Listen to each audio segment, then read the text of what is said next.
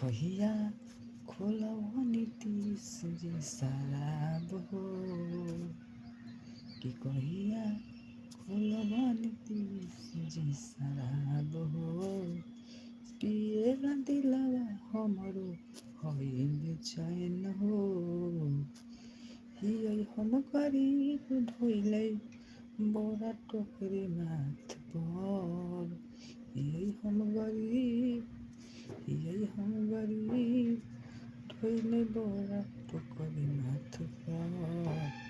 तनी थकल पर खोजी यही शराब तनी थकल पर खोजी हमहु शराब मेहनत कइले हइयै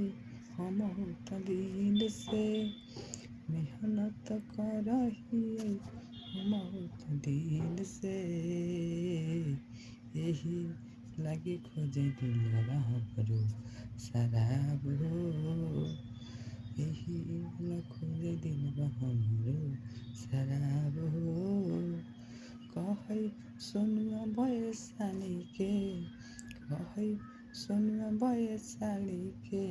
दिल के सच बात हो कहिया खोलब नीतीश जी बिहार में शराब हो कहिया खोलब नीतीश जी बिहार में शराब हो आ गेलै होली 2026 में हो